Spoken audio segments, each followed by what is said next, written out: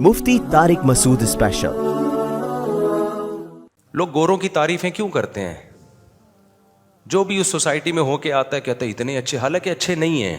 ये हमारी गलत फहमी है, अच्छे नहीं हैं।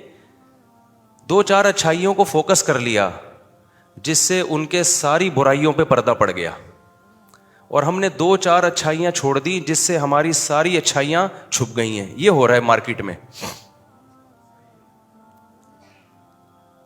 इस पे हम 15-20 साल से चीख रहे हैं कि खूबियां सिर्फ इस्लाम में हैं। काफिर अच्छा नहीं हो सकता भाई, काफिर अच्छा नहीं हो सकता। कुरान कह रहा है अराअयतल्लज़ी युकज़्ज़िबु बिद्दीन फ़ज़ालिकल्लज़ी यदउल यतीम वला यहुद्दु अला तआमिल मिस्कीन।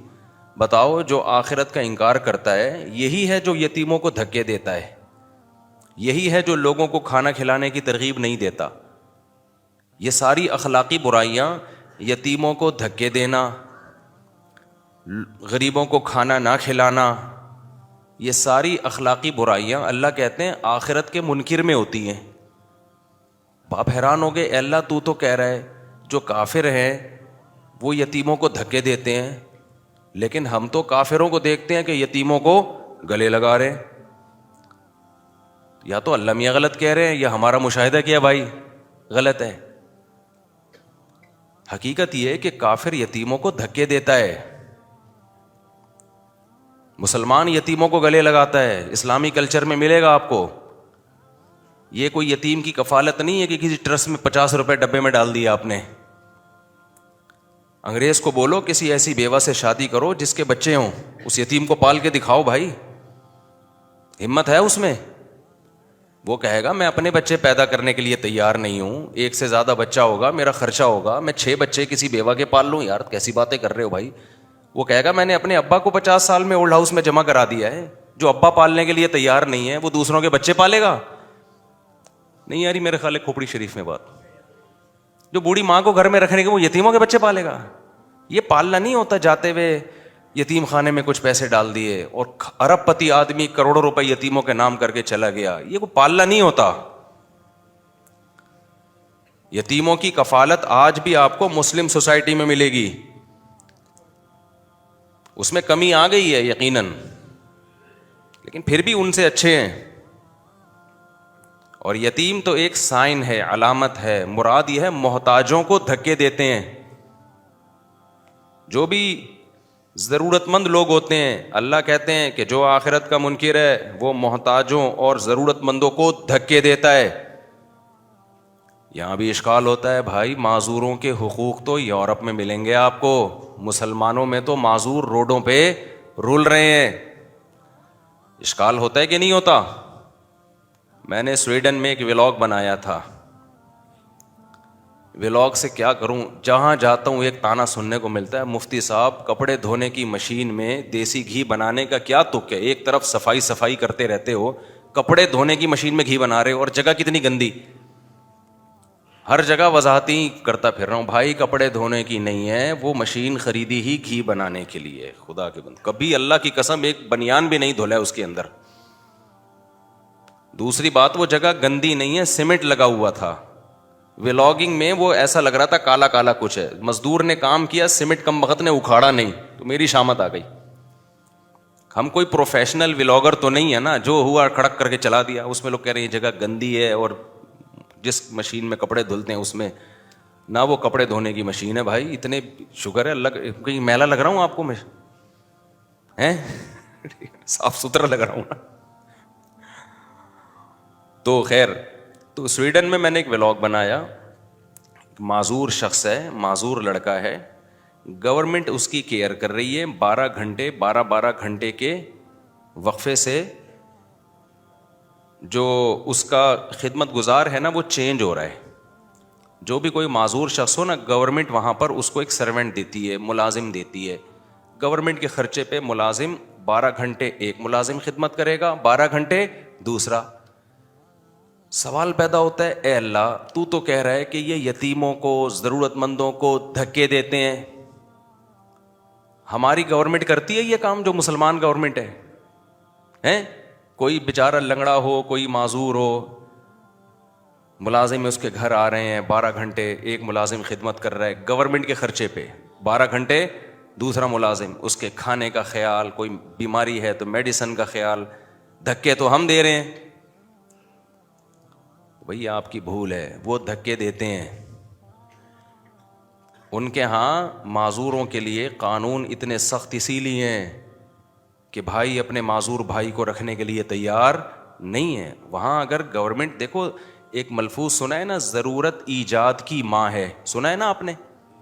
جب کسی چیز کی ضرورت ہوتی ہے نا تو قانون پھر خود بخود مضبوط ہوتا چلا جاتا ہے. کراچی کے حالات دیکھ لو، دہشت گردی تھوڑی ہوتی ہے گورنمنٹ دلچسپی نہیں لیتی. ہاں میں یہ کہہ رہا تھا جب بہت زیادہ دہشت گردی ہو جاتی ہے، ملک کی بقا ہی خطرے میں پڑ جاتی ہے، تو کیسا امن قائم ہوتا ہے کہ نہیں ہوتا؟ بھائی رینجرز نے کنٹرول سنبھال لیا ہے، بھائی آرمی نے کنٹرول سنبھال لیا ہے، بھائی پولیس کے اختیارات بڑھا دیے گئے ہیں. کراچی میں تو ہم یہ بھگت رہے ہیں، جب سے پیدا ہوئے ہیں یہ دیکھ رہے ہیں ہم. دہشت گردی جاتی ہے، ہوتے ہوتے ایک عروج پہ جا کے پھر ایک دم امن ہو جاتا ہے، کیونکہ گورنمنٹ یہ دیکھ رہی ہوتی ہے بھائی اب معاملہ ہمارے ہاتھ سے نکل رہا ہے، اب تو ہم بھی مارے جائیں گے. تو کیسے امن ہو جاتا ہے کہ نہیں ہو جاتا؟ ایک حد تک ہوتا ہے نا، اس کے بعد جا کے ایکشن لیا جاتا ہے. ابھی پاکستان میں ڈالر جو ہے وہ اوپر ہی جائے جا رہا تھا. جب بہت زیادہ خطرہ ہو گیا اسٹیبلشمنٹ کو، گورنمنٹ کو، بھائی یہ تو بغاوتیں کھڑی ہو جائیں گی، ایک دم فوج کا ڈنڈا گھوما ہے یا کس کا ڈنڈا گھوما ہے اللہ ہی بہتر جانتا ہے، کس کس کے سافٹ ویئر اپڈیٹ ہوئے ہیں، کیا ہوا ہے. لیکن ڈالر بہرحال بہت ہی اڑان سے تھوڑا سا نیچے آ گیا، تھوڑا سا آیا، بہت زیادہ آیا، پھر ڈبل ہو جائے گا دوبارہ، آپ بے فکر رہیں. خیر،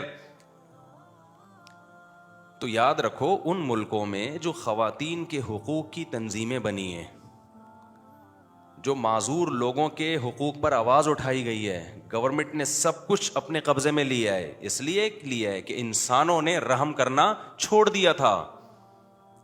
100 سال پرانا یورپ اٹھا کے دیکھو، جو خواتین پہ ظلم ہوتا تھا، جانوروں سے بدتر سلوک ہوتا تھا، ایسا ظلم جس کا مسلم سوسائٹی میں تصور بھی نہیں ہے. جبری بدکاریاں، جبری زنا، حرامی ناجائز بچے، ان بچوں کا کفالت کرنے والا کوئی نہیں. یہ تو حلال بچوں کے ساتھ بھی ہو رہا ہے، بہت دفعہ ہوتا ہے باپ چھوڑ کے چلا جاتا ہے. تو وہ لوگ اگر اتنے سخت قوانین نہ بناتے عورت کے حقوق کے لیے، معذوروں کے حقوق کے لیے، تو ایسا نہیں تھا کہ جیسا ہمارے ہاں باپ کو فالج ہو گیا، 15 سال سے بیٹا فالج زدہ باپ کی خدمت کر رہا ہے بستر پہ. کرتے ہیں کہ نہیں کرتے بتاؤ؟ میرے دوست ہیں یو کے سے پڑھ کر آئے ہیں، رہے پاکستان میں ہی ہیں، دیندار ہیں ماشاء اللہ، رہے یہیں پر ہیں، نیشنل یو کے ہیں، رہے کہاں ہیں، ٹائم پاکستان میں زیادہ گزرا. میں دیکھ رہا ہوں 2 سال سے اپنے باپ کی بستر پہ ایسی خدمت کر رہے ہیں. میں کبھی ملنے کے لیے جاتا ہوں نا، کیونکہ بہت شدید بیمار ہیں ان کے والد صاحب، اور بس یہی ہوتا تھا ابھی اطلاع آئی، ابھی انتقال ہوا، لیکن لگے ہوئے ہیں اپنے ابا کی خدمت میں. ڈاکٹروں نے کہہ دیا کہ ابھی کارپیٹ گھر میں نہیں ہونا چاہیے، سارے کارپیٹ ابا کی خاطر نکال دیے گھر سے، ابا کو بچاؤ. یہی اگر گورا ہوتا، اور پیسہ بھی کس کا خرچ ہو رہا ہے؟ گورنمنٹ کا نہیں ہو رہا، کس کا ہو رہا ہے؟ بولو، بیٹوں کا ہو رہا ہے. گورے میں ظرف ہے اتنا؟ کہتا بھائی گورنمنٹ کا کام ہے یار بوڑھوں کو پالنا. ہوتے ہوں گے لاکھوں کو، ایک آدھ ہوتا بھی ہوگا، میں نہیں کہہ رہا سارے ایسے ہوتے ہیں، لاکھوں میں ایک آدھ ہوتا ہے. ہمارے ہاں لاکھوں میں ایک آدھ برا ہوتا ہے جو بوڑھے باپ کو گھر سے نکال دے، ان کے ہاں لاکھوں میں ایک آدھ اچھا ہوتا ہے جو ابا کو گھر میں رکھے.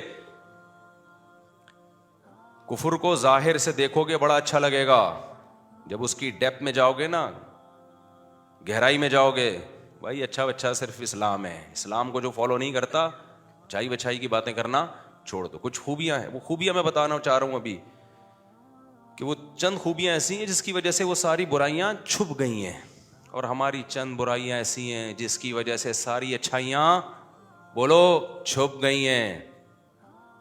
پیکنگ کا بڑا فرق پڑتا ہے میرے بھائی، پیکنگ کا بڑا فرق پڑتا ہے.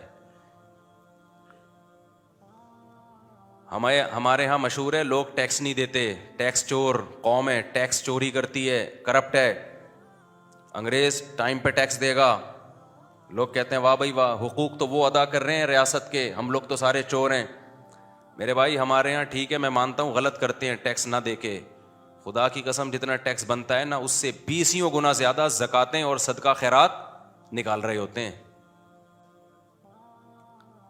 پوری پوری زندگی طلاق یافتہ بہنوں کی کفالت، اس کے بچوں کی کفالت، اور اس مہنگائی میں کر رہے ہیں. گورے کو یہ مہنگائی دے دو، وہ جو 2-4 لوگوں کی کر بھی رہا ہے نا اس کی بھی چھوڑ دے گا. کر ہی نہیں رہا، بیوی کی نہیں کر رہا تو باقی کس کی کرے گا بھائی تو کفالت. لیکن چند اچھائیاں میں نے اور آپ نے اپنے اندر پیدا کر لی تو پھر دنیا کو یہ بتانے کی ضرورت نہیں ہے مسلمان اچھے ہوتے ہیں. دنیا کہے گی مسلمان کیا ہوتے ہیں بھائی؟ بہت اچھے ہوتے ہیں. تو ٹیکس ہم نہیں دیتے، لیکن اور کیوں نہیں دیتے ہمیں پتہ ہے، ہمارے حکمران دیتے ہیں، میں تو دیتا ہوں. خیر میرے ٹیکس سارے دل خدا کی قسم ذرا بھی نہیں چاہتا ٹیکس دینے کا. اور میرا جو ٹیکس والا وکیل ہے نا، اس نے 2-3 وکیل میں بدل چکا ہوں. ایک نے کہا کہ یوں دکھا دیں گے تو ٹیکس بہت کم ہوگا. میں نے کہا جتنا بنتا ہے پورا دے دو بھائی، ہمیں نہیں چھپانا، جاؤ جو بنتا ہے پورا ٹیکس دو، ایسی کی تیسی یار. تو لیکن خدا کی قسم دل ذرا بھی نہیں چاہتا. پتہ ہی نہیں جا کہاں رہا ہے. گٹر کا ڈھکن لگ جائے نا ہماری گلی کا، گٹر ابلنا بند ہو جائے، میں ڈبل ٹیکس دینے کے لیے تیار ہوں.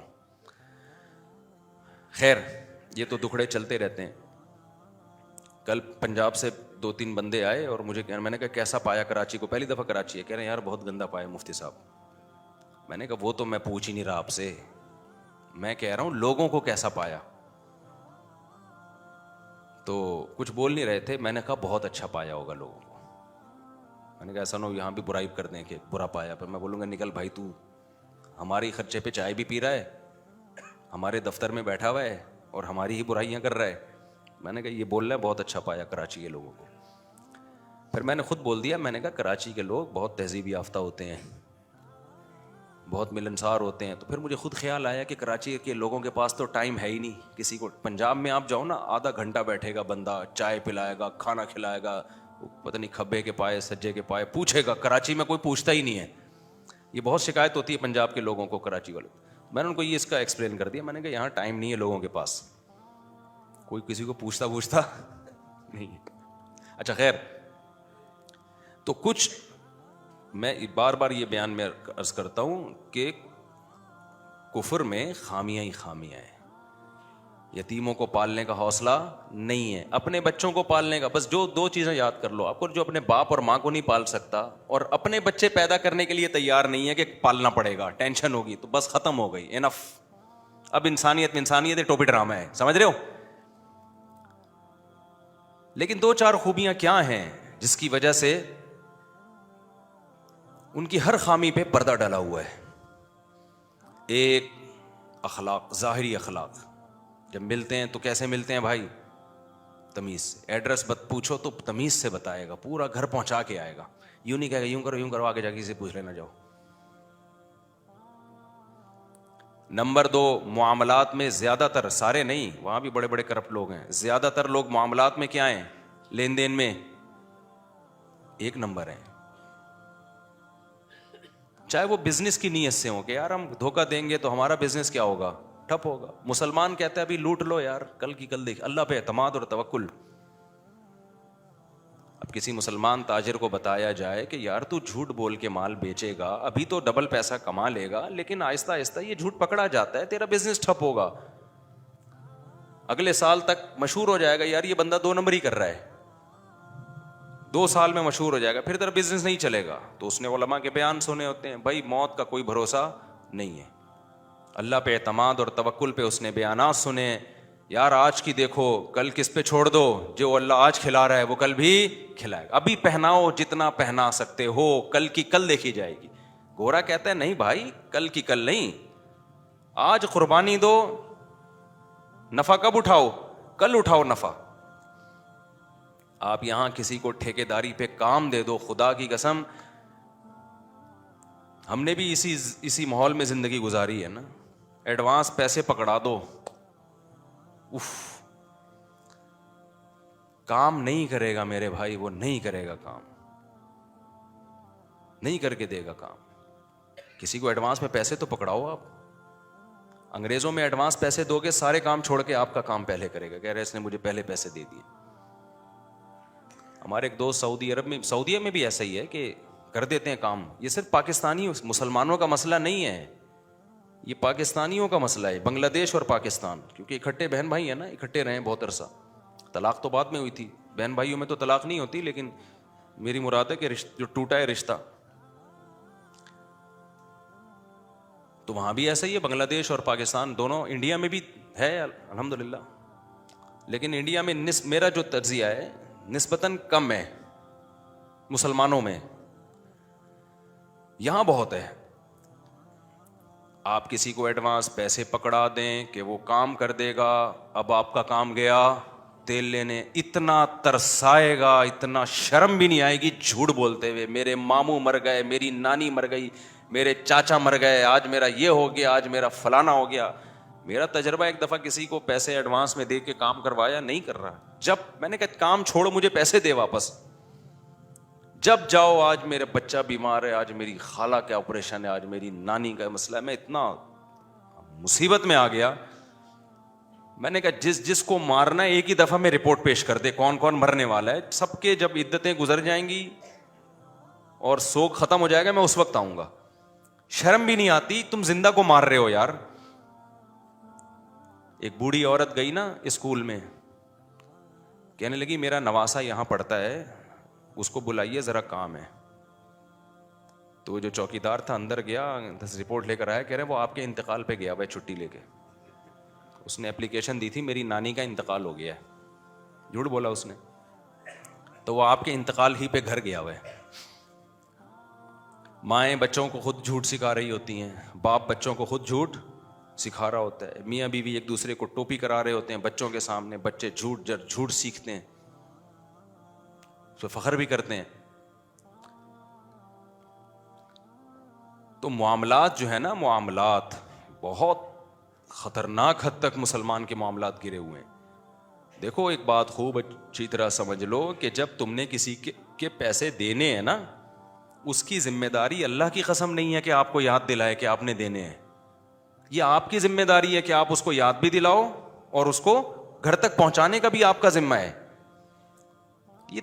یہ مذہب کا حصہ ہے, یہ اس کے بغیر اللہ نہیں مانے گا اس مذہب کو, اس اسلام کو جس پہ ہم چل رہے ہیں. لچڑ پنا پیسوں کے معاملے میں, لچڑ پنا. پہلے زمانے میں جو صوفیاء کرام ہوتے تھے نا, وہ اپنے مریدوں کے دل سے دولت کی محبت نہیں, یہ دولت کی محبت ہی تو ہے نا کہ پیسے دیتے ہوئے موت آ رہی ہے کہ 4 دن اور رکھ لوں اپنے پاس, 5 دن اور رکھ لوں. کیا کر لے گا بھائی تو, ہو سکتا ہے وہ بھول جائے سامنے والا, لے ہی نہیں. تو پہلے زمانے میں علماء پتہ ہے کیا کرواتے تھے, جو بزرگان دین ہیں وہ پریکٹیکلی تربیت کرواتے تھے. اپنے مریدوں سے کہتے تھے پیسے جلاؤ, آگ لگاؤ اس پہ. جیسے اس زمانے میں ہوتا ہے نا, تو کہتے کڑک کڑک 5,000 کا نوٹ ہے, آگ لگاؤ اس کو, اس کی محبت دل سے نکلے. یہ جو بت ہے نا, بت, ابراہیم علیہ السلام نے بتوں کی محبت دل سے نکالنے کے لیے کیا کیا تھا, صرف زبانی بیان کو پر کافی نہیں, سب بتوں کی گت بنا دی, ٹنڈا لنجا بنا دیا, تاکہ ان کے دل سے اپنے معبودوں کی, اپنے خداؤں کی عزت نکلے. میں جو عاملوں کے خلاف بولتا ہوں نا کہ لچڑ کچھ بھی نہیں, تو آپ کے دل سے ان کی عقیدت نکالنے کے لیے. مجھے کیا شوق ہے بھائی, عاملوں سے نہ کوئی میرا واسطہ ہے, نہ کوئی لینا نہ دینا, میری کیا دشمنی, میں تو مانتا ہی نہیں لوگوں کو. آپ کے دل میں ان کی بڑی عقیدت محبت ہے, اس لیے میں کہتا ہوں کچھ بھی نہیں ہے یہ, جب تک یہ اسٹائل نہیں ہوگا آپ کے دل سے ان کی عقیدت اور روحانیت کا جو ڈرامہ رچایا ہوا ہے ان لوگوں نے, وہ نکلے گا نہیں. لچڑ ہے, لچڑ سمجھتے ہو, کسی کام کا نہیں. اور پھر میں وضاحت کر دوں, لوگ کہتے ہیں آپ 2 نمبر عاملوں کے خلاف ہے, یہ کیوں بلا وجہ الزام لگا رہے ہو میرے اوپر. میں 1 نمبر عاملوں کے خلاف ہوں, جنہوں نے بڑے بڑے علماء کا علاج کر کے ان کو ٹھیک کیا ہے, ان کے خلاف ہوں میں. کیونکہ وہ آپ کو لگ رہا ہے انہوں نے ٹھیک کیا ہے, وہ انہوں نے ٹھیک نہیں کیا, وہ خود ہی ٹھیک ہوئے ہیں. وہ بیچارے اس خوش فہمی میں ہو گئے کہ ان عاملوں نے ہم کو ٹھیک کیا ہے. سمجھ میں آ رہی ہے بات. میں ان کے خلاف ہوں جو 1 نمبر ہیں, جو نیک سمجھے جاتے ہیں. یہ ایسے ہی ہیں, یہ کچھ بھی نہیں ہے. جن چڑیل بھوت کے انہوں نے دماغوں میں وہ ڈال دیا ہے. سورہ فلق سورہ ناس پڑھ کے دم کرو, آیت الکرسی پڑھ کے دم کرو, بس دم دمادم. اس کے بعد ایسی کی تیسی, جن نے آنا ہے آئے باؤ یار, ہمارے پاس ٹائم نہیں ہے اتنا جنات بھگانے کا, خود ہی بھاگ جائے گا. Mufti Tariq Masood Special.